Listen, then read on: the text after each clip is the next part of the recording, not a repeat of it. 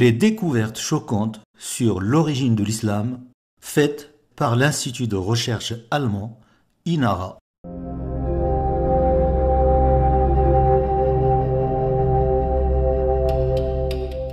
Dans cette vidéo, nous allons donner quelques découvertes historiques étranges et choquantes concernant l'origine de l'islam. Des découvertes faites par des chercheurs d'un institut universitaire allemand, unique dans le monde, institut spécialisé dans l'histoire et les origines de l'islam et du Coran. Cet institut s'appelle INARA, Institut INARA qui dépend de l'université de Saarland en Allemagne. Les recherches historiques de cet institut universitaire allemand font peur dans le monde musulman. Elles font peur aux autorités religieuses, politiques, aux gouvernements, aux médias dans tous les pays islamiques, car ces recherches remettent totalement en cause la version officielle sur les origines de l'islam. Version officielle que tous les enfants, les élèves et les étudiants musulmans apprennent depuis 1400 ans. Cette peur, la peur des recherches historiques sur les origines de l'islam a poussé les autorités religieuses du monde musulman, ainsi que les gouvernements, les médias aussi, les écrivains et les journalistes dans ces pays, ça les a poussés à boycotter les travaux de l'Institut de recherche INARA. Du Maroc jusqu'en Indonésie, les autorités islamiques ont interdit la traduction, la publication de tous les travaux de l'Institut INARA. Ainsi, par exemple, vous ne verrez aucun article de l'Institut INARA, aucun livre, aucune conférence traduite en arabe ou en turc ou en perse, etc. C'est la panique totale à bord du vaisseau islam. Quelles sont ces découvertes qui font trembler le monde islamique? En vérité, elles sont nombreuses, mais on va en citer 5, les plus lourdes, les plus costauds. Alors, le premier résultat, c'est le prophète Mohammed. Il n'a jamais existé, tout simplement.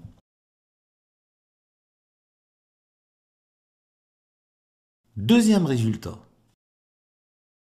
il dit que le mot Mohammed n'est pas un nom propre, mais c'est un adjectif qui qualifie le Messie Jésus-Christ. Donc, en résumé, Mohammed égale Jésus. Ça, c'est le deuxième résultat. Troisième résultat de l'Institut INARA, c'est l'Asie centrale, et plus exactement la région de Khorasan. Cette région d'Asie centrale était le berceau ou le lieu d'habitation d'une population arabe qui était des chrétiens antitrinitaires. Ces Arabes chrétiens antitrinitaires ont joué un rôle majeur dans l'islam, car c'est de là, de cette région, le Khorasan,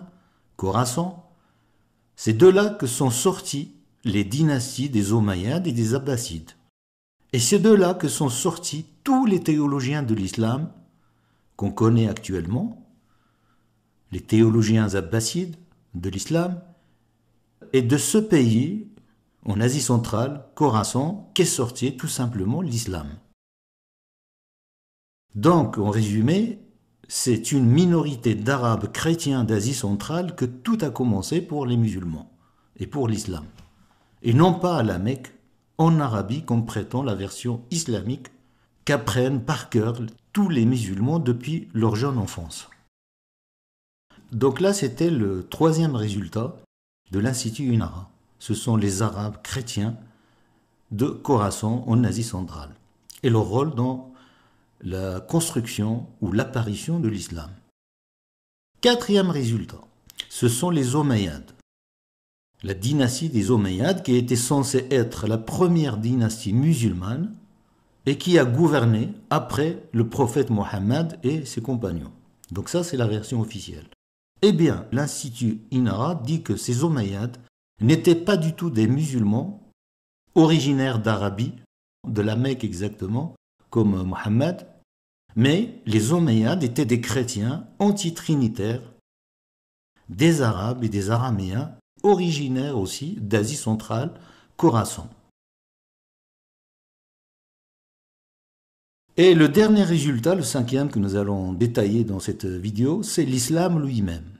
L'islam, en tant que religion nouvelle, n'est pas apparu à la Mecque avec le prophète Mohammed, mais il est apparu en Asie centrale, région de Khorasan. Encore une fois.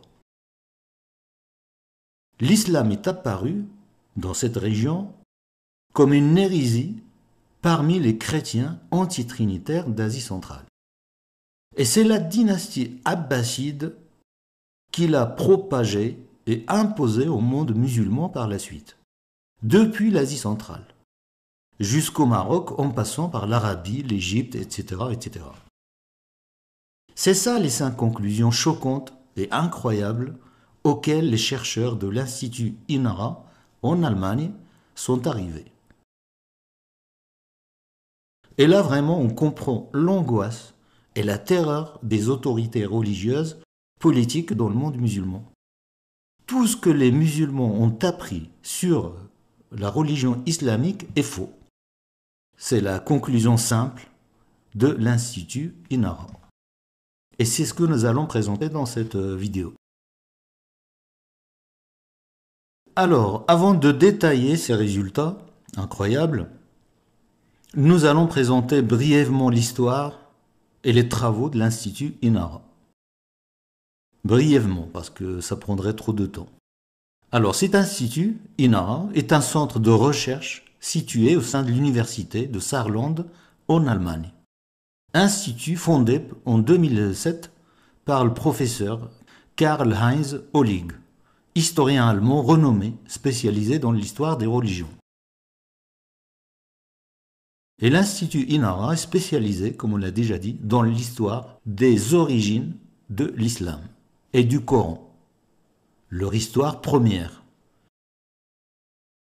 Fait de lui un institut unique dans le monde. Aucun institut dans le monde entier ne présente ce profil de recherche.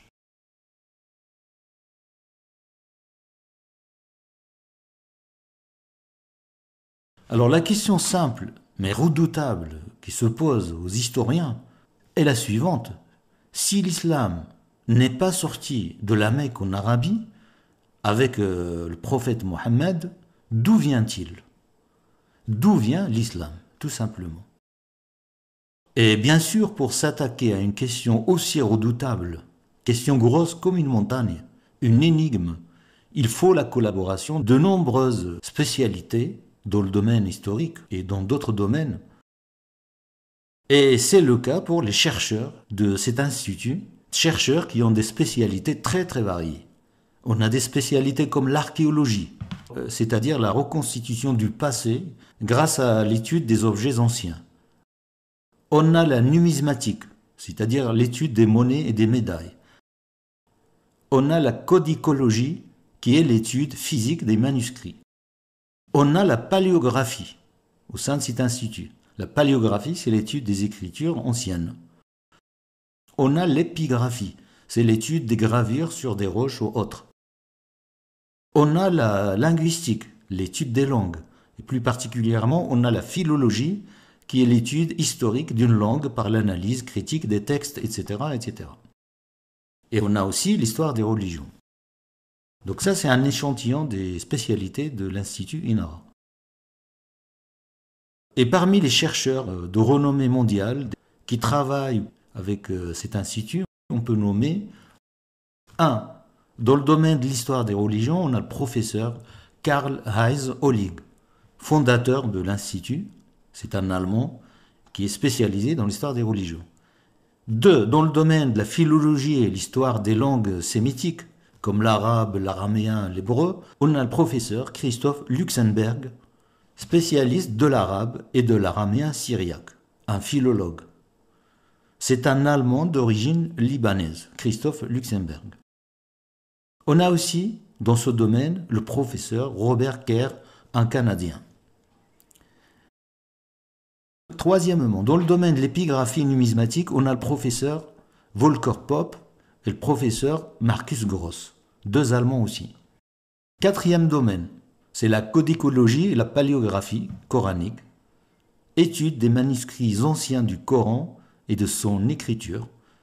On a le professeur Gerd Puyn et son épouse Elisabeth Puyn. Et dans ce domaine de la codicologie, on a un professeur émérite, unique dans le monde islamique, qui s'appelle Mohamed El-Msayyah, du Maroc, l'un des rares spécialistes de la codicologie coranique dans le monde islamique.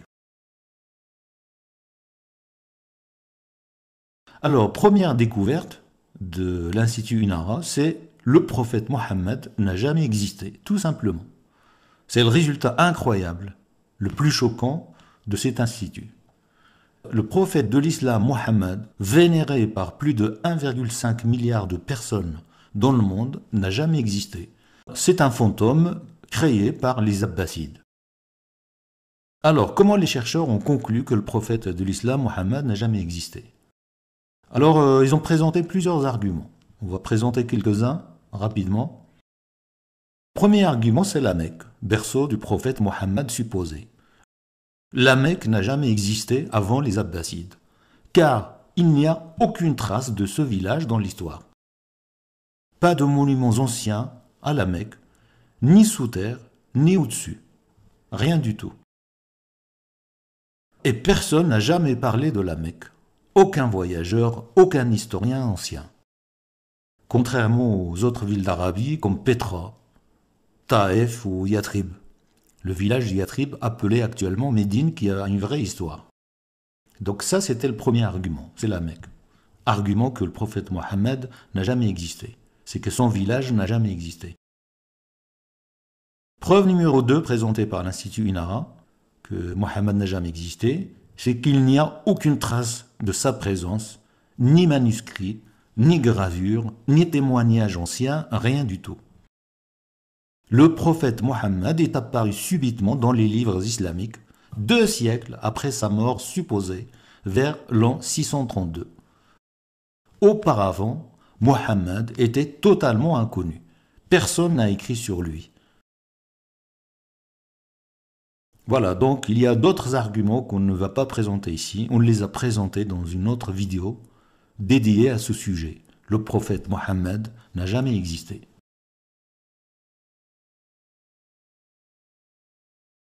On arrive à la découverte numéro 2, qui rejoint le premier résultat sur Mohammed, c'est le mot Mohammed. Le mot Mohammed n'est pas un nom propre, mais un adjectif, un attribut concernant Jésus. Donc Mohammed égale Jésus, comme on l'a déjà signalé.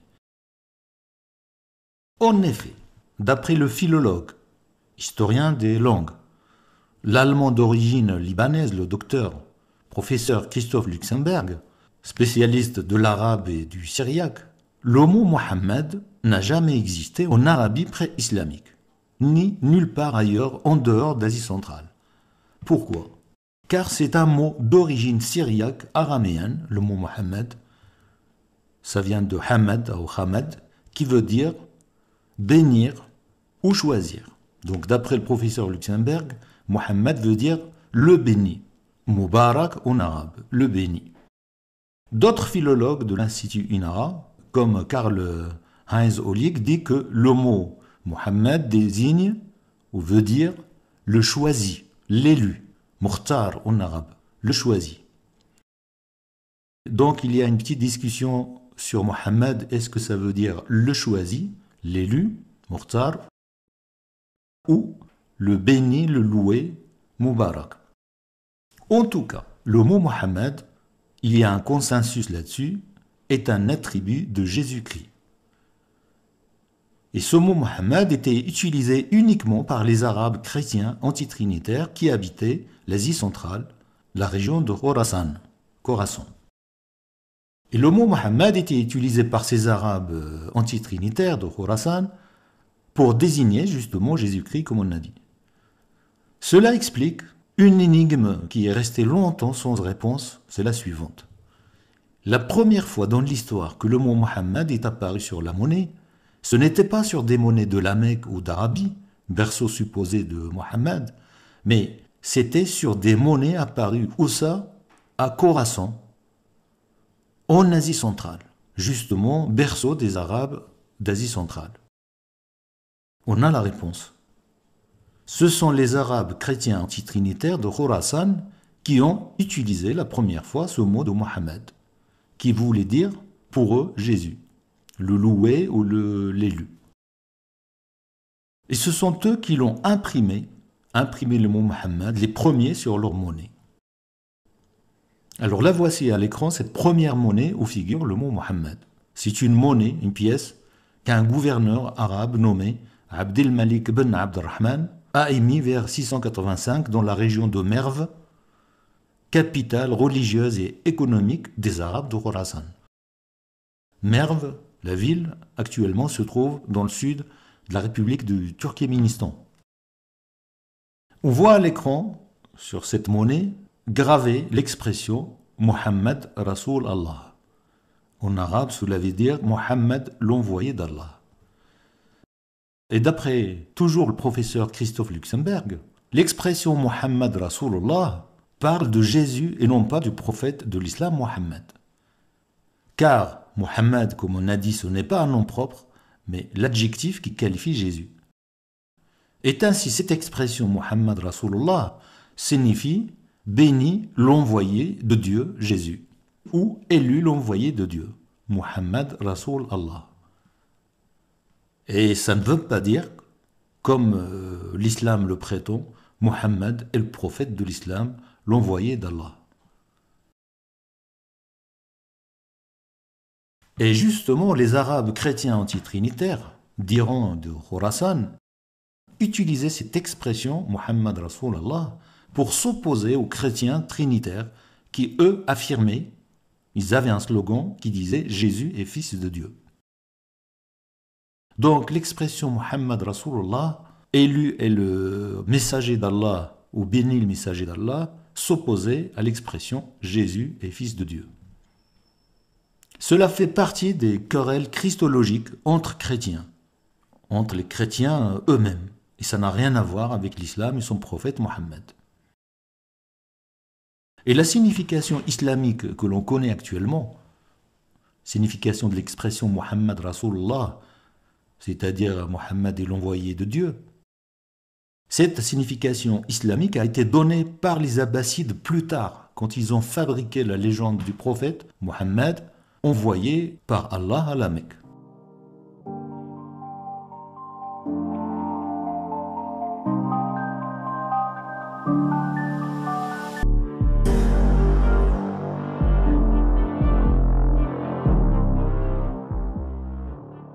Alors, on arrive à la découverte 3 de l'Institut Inara. Ce sont les Arabes de Khorasan et l'origine de l'islam. La région de Khorasan, Khorasan en arabe, est la région située au croisement du nord-ouest de l'Afghanistan actuellement, le nord-est de l'Iran et le sud de la République de Turkménistan actuelle, comme on le voit sur la carte. Et bien qu'ils soient totalement absents de l'histoire officielle de l'islam, les Arabes d'Asie centrale ont joué un rôle central et majeur dans l'apparition de l'islam, comme on l'a déjà signalé. Car parmi ces Arabes chrétiens antitrinitaires qui est apparu un groupe religieux hérétique qui a donné naissance à l'islam actuel vers les années 750. Et c'est parmi ces Arabes de Khorasan que sont sortis tous les théologiens musulmans connus, comme Al-Bukhari, le fameux biographe du prophète Mohammed, et comme aussi At-Tabari, Ibn Jarir At-Tabari, auteur de toute l'histoire du Coran et de l'islam, et auteur aussi d'un exégèse du Coran, Tafsir al-Qur'an, qui est très connu chez les musulmans, au moins chez les théologiens. Et quasiment tous les autres théologiens de l'islam sont sortis de Khorasan, Asie centrale. Et ce sont eux, ces théologiens, comme Al-Bukhari et Tabari, qui ont posé les bases de la religion islamique actuelle, avec leurs livres de hadith, paroles du prophète, leurs livres de tafsir, exégèse du Coran, leurs livres de charia, droit islamique, etc., etc. Autre importance des Arabes de Khorasan pour l'islam, c'est parmi eux qu'est apparue la dynastie Omeyyade, qui est la première dynastie arabe, premier royaume arabe indépendant, entre 640 et 750 environ. Et c'est parmi aussi les Arabes de Khorassan qu'est née la dynastie abbasside, qui a gouverné près de 5 siècles, de 750 jusqu'à 1260 environ. Et ce sont les califes abbassides qui ont transformé l'islam de simple hérésie chrétienne minoritaire d'Asie centrale. Ils l'ont transformé en religion d'État qui s'est imposée par la force des armes, la force de l'épée, au monde musulman tel qu'on le connaît aujourd'hui, du Maroc jusqu'en Inde. Alors la question importante c'est, qui sont ces Arabes de Khorassan? Pourquoi des Arabes se sont-ils trouvés en Asie centrale? Alors la réponse tient en l'histoire de cette région, le Proche-Orient et l'Asie centrale. Alors la réponse est très simple, c'est que les Arabes d'Asie centrale, leur origine c'est la Grande Syrie, à Cham, et la région d'Israël aussi. Pourquoi? Car ces Arabes-là sont une minorité dont les ancêtres ont été déplacés, exilés de leur pays, la Grande Syrie, à Cham et Israël, déplacés de force au siècle 3, 4 et 5 par les rois perses sassanides lorsqu'ils envahissaient ces régions, la Syrie, l'Israël, etc. Et ces envahisseurs sassanides avaient pour habitude d'exiler massivement la population des pays conquis. Pourquoi? Car ils exilaient ces populations vers les zones désertes peu peuplées d'Asie centrale. En Asie centrale, on a des étendues immenses non peuplées. C'est du désert, des steppes vides. Alors les conquérants sassanides perses voulaient peupler ces régions-là. Alors ils exilaient les populations conquises pour créer des villages habités qui jalonnaient les déserts immenses et vides d'Asie centrale. C'est ainsi que des centaines de milliers d'Arabes syriens et de Juifs aussi, parce qu'il y a une minorité juive aussi en Asie centrale, ainsi tout ce monde des Arabes et des Juifs se sont retrouvés exilés en Asie centrale dans la région de Khorassan.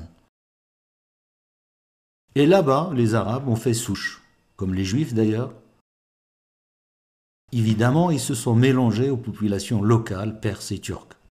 Mais les Arabes d'Asie centrale ont gardé leur langue maternelle, l'arabe, comme langue familiale et religieuse. Et jusqu'à présent, il existe encore une minorité d'Arabes en Afghanistan et Tadjikistan, des descendants d'anciens exilés syriens. Ils parlent encore un dialecte arabe.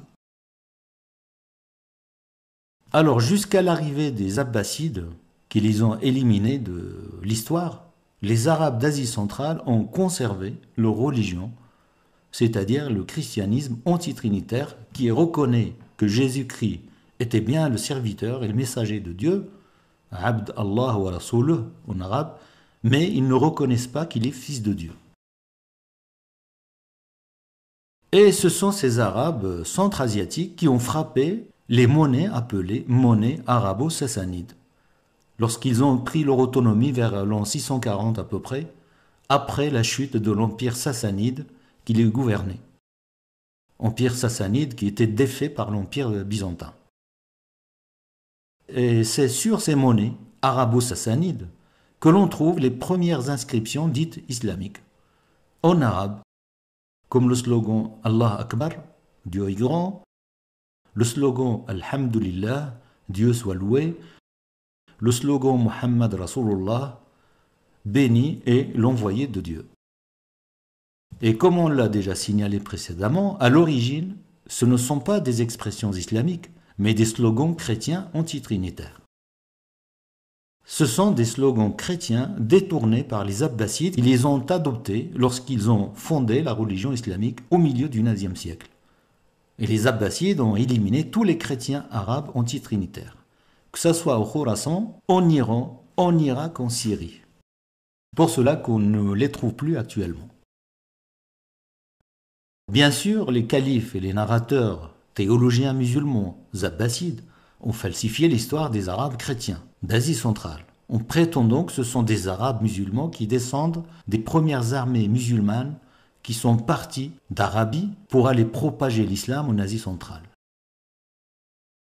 Et bien sûr, tout cela, c'est un mensonge historique car il n'y a jamais eu de soldats musulmans sortis des sables d'Arabie pour aller défaire les armées des puissants empires byzantins et sassanides.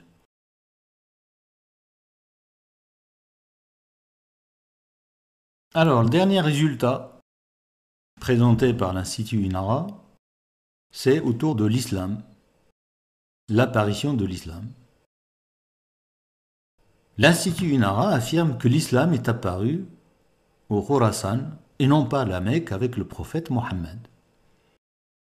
Ça, c'est une découverte qui est très choquante pour beaucoup de gens qui ont été élevés, biberonnés avec les légendes islamiques sur le prophète Mohammed et la descente sur lui du Coran à la Mecque.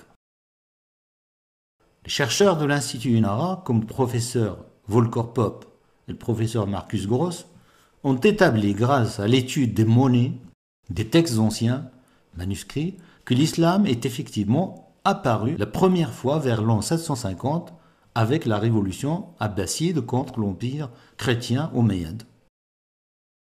Les Omeyyades étaient des chrétiens car originaires d'Asie centrale comme tous les Arabes de cette région.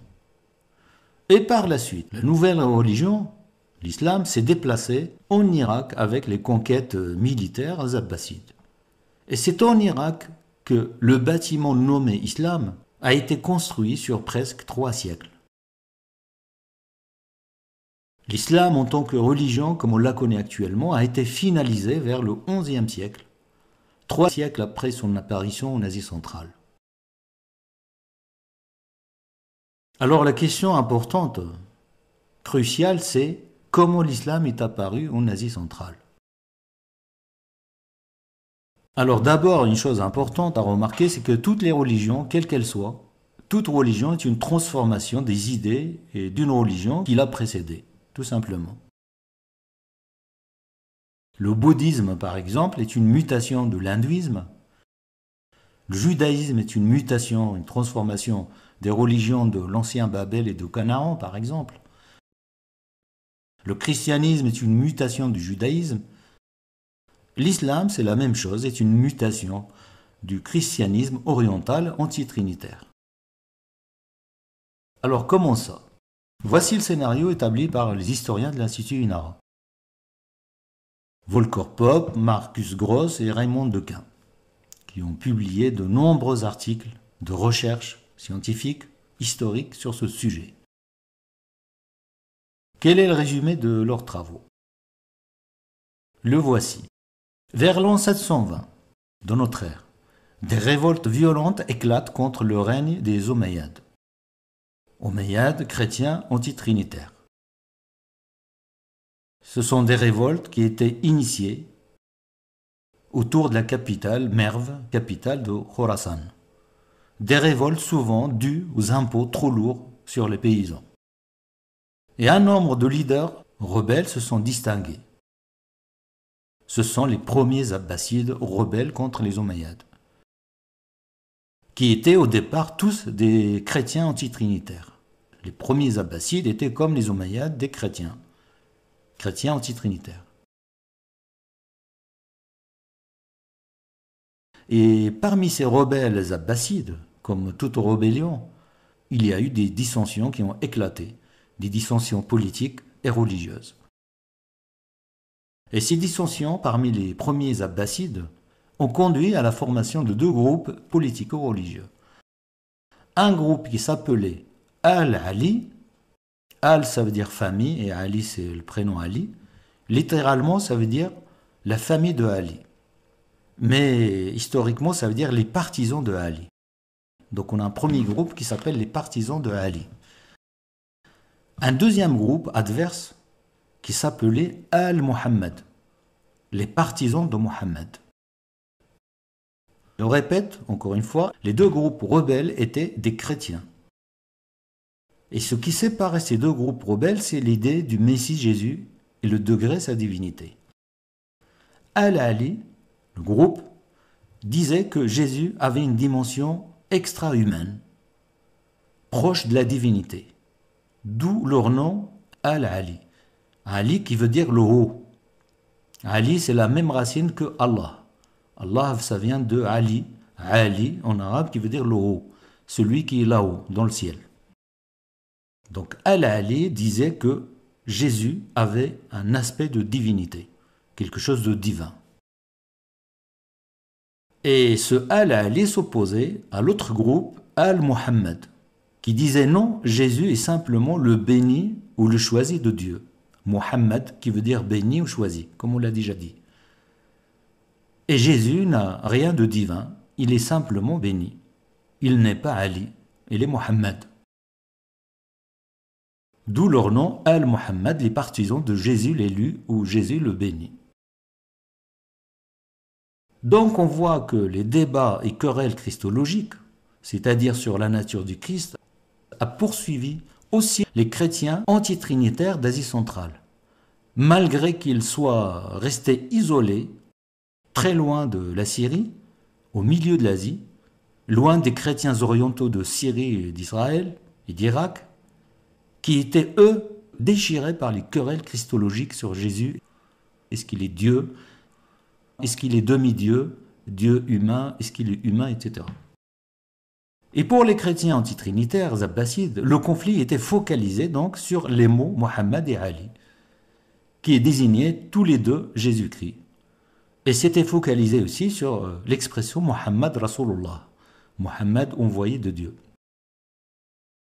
Et avec le passage du temps, entre les années 720 et 800 environ, cette focalisation sur le mot Muhammad et Jésus vont donner naissance à un troisième groupe religieux qui lui affirme que le mot Muhammad n'est pas un attribut de Jésus, pas un adjectif, mais un nom propre d'un prophète arabe envoyé par Dieu avec un livre sacré qui est le Coran, car le Coran circulait dans ces milieux-là. Le Coran, on le rappelle, c'est un livre judéo-nazaréen. Donc ce groupe hérétique qui disait que Mohammed est un nom propre ont adopté le Coran. Ils ont dit non, le Coran est descendu sur un nouveau prophète. Ce n'est plus Jésus, ce n'est plus l'adjectif Jésus, mais un nouveau prophète qui s'appelle Mohammed. Et ce nouveau groupe, le troisième, disait que l'expression Muhammad Rasulullah ne signifie pas béni et l'envoyé de Dieu Jésus, mais signifie que Muhammad, la personne, est l'envoyé d'Allah avec le Coran. C'est ça le noyau qui a donné naissance à l'islam et à son prophète Muhammad. La transformation de la signification du mot Muhammad. Sa signification initiale était Jésus égale Muhammad, le béni ou l'élu. Après, c'est devenu Muhammad égale nom propre du prophète de l'islam, apparu à la Mecque. C'est la naissance de la légende de Muhammad, le prophète de l'islam. Début de la nouvelle religion qui va s'appeler par la suite l'islam. Car avant la révolution abbasside, le mot musulman islam en tant que religion nouvelle était inconnu chez tous les habitants du Proche-Orient, juifs, chrétiens, zoroastriens, etc. C'est avec la révolution abbasside vers 750 que la notion de musulman et islam ont commencé à apparaître. Alors comment cette nouvelle religion, apparue au fin fond de l'Asie centrale, juste avec une minorité religieuse, comment cette nouvelle religion a réussi à se développer puis à devenir la religion officielle de la puissante dynastie abbasside qui l'a imposée au peuple chrétien, juif, zoroastrien, bouddhiste de leur empire. Ça, c'est le sujet d'une autre vidéo. Alors,